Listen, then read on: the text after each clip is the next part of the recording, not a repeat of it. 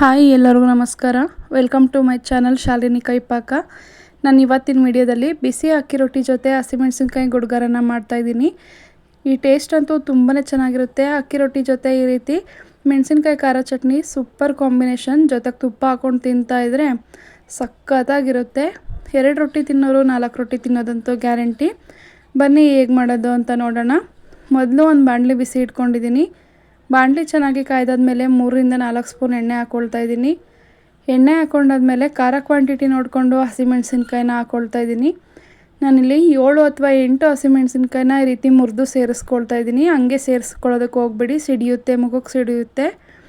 ಇವಾಗ ನೋಡಿ ಈ ರೀತಿ ಚೆನ್ನಾಗಿ ಫ್ರೈ ಮಾಡ್ಕೋಬೇಕು. ಮೊದಲು ಮೆಣಸಿನ್ಕಾಯಿ ಈ ರೀತಿ ಚೆನ್ನಾಗಿ ಫ್ರೈ ಆದಮೇಲೆ ಒಂದು 10ರಿಂದ 12 ಗಡ್ಡೆಯಷ್ಟು ಬೆಳ್ಳುಳ್ಳಿನ ಸಿಪ್ಪೆ ತೆಗೆದು ಸೇರಿಸ್ಕೊಳ್ತಾ ಇದ್ದೀನಿ.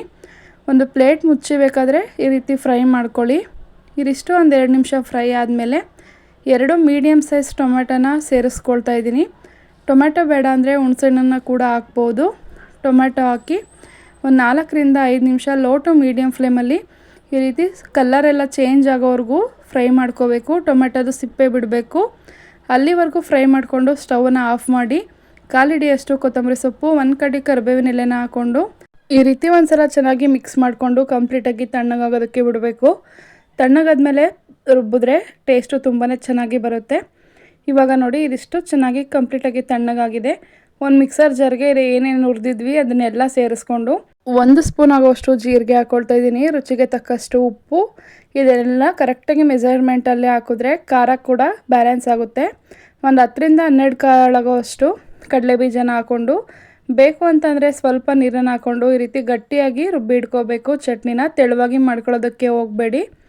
ಇವಾಗ ಚೆನ್ನಾಗಿ ರುಬ್ಬಿ ಇಟ್ಕೊಂಡಿರೋವಂಥ ಚಟ್ನಿನ ಒಂದು ಬೌಲ್ಗೆ ಹಾಕ್ಕೊಳ್ತಾ ಇದ್ದೀನಿ.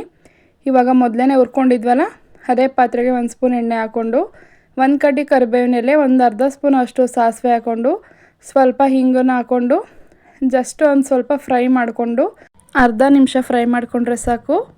ಇದು ಇವಾಗ ಫ್ಲೇಮ್ನ ಆಫ್ ಮಾಡಿಕೊಂಡು ಮೊದಲೇ ಪೇಸ್ಟ್ ಮಾಡಿ ಇಟ್ಕೊಂಡಿದ್ವಲ್ಲ ಚಟ್ನಿಗೆ ಹಾಕ್ಕೊಳ್ತಾ ಇದ್ದೀನಿ. ಚಟ್ನಿಗೆ ಒಗ್ಗರಣೆ ಸೇರಿಸ್ಕೊಂಡು ಚೆನ್ನಾಗಿ ಒಂದ್ಸಲ ಮಿಕ್ಸ್ ಮಾಡಿಕೊಂಡ್ರೆ ಹಸಿಮೆಣಸಿನ್ಕಾಯಿ ಗುಡ್ಗಾರ ರೆಡಿ ಆಗುತ್ತೆ. ಬೇಕು ಅಂತಂದರೆ ಸ್ವಲ್ಪ ಉಪ್ಪು ಸೊಪ್ಪೆ ನೋಡಿಕೊಂಡು ಒಗ್ಗರಣೆಗೆ ಉಪ್ಪನ್ನು ಸೇರಿಸ್ಕೊಳ್ಳಿ. ನೋಡಿ ಟೇಸ್ಟ್ ಅಂತೂ ತುಂಬಾ ಚೆನ್ನಾಗಿರುತ್ತೆ. ಹಸಿಮೆಣಸಿನ್ಕಾಯಿ ಚಟ್ನಿ ಅಂತಲೇ ಅನಿಸಲ್ಲ, ಅಷ್ಟು ರುಚಿಯಾಗಿರುತ್ತೆ. ಬಿಸಿ ಬಿಸಿ ರೊಟ್ಟಿ ಜೊತೆಗಂತೂ ಸೂಪರಾಗಿರುತ್ತೆ. ನೋಡಿದ್ರಲ್ವ ಹಸಿಮೆಣಸಿನ್ಕಾಯಿ ಗುಡ್ಗಾರ ಮಾಡೋದು ಹೇಗೆ ಅಂತ. ತುಂಬಾ ಸುಲಭವಾಗಿ ಮಾಡ್ಕೋಬೋದು. ವಿಡಿಯೋ ಇಷ್ಟ ಆಗಿದರೆ ವಿಡಿಯೋಗೊಂದು ದಯವಿಟ್ಟು ಒಂದು ಲೈಕ್ ಮಾಡಿ. ನನ್ನ ಚಾನಲ್ನ ಹೊಸ್ದಾಗಿ ನೋಡ್ತಾ ಇದ್ದರೆ ದಯವಿಟ್ಟು ನನ್ನ ಚಾನಲ್ನ ಸಬ್ಸ್ಕ್ರೈಬ್ ಮಾಡಿಕೊಂಡು ನಿಮ್ಮ ಫ್ರೆಂಡ್ಸ್ ಫ್ಯಾಮಿಲಿ ಜೊತೆ ಶೇರ್ ಮಾಡೋದನ್ನು ಮರಿಬೇಡಿ. Thank you for watching my video.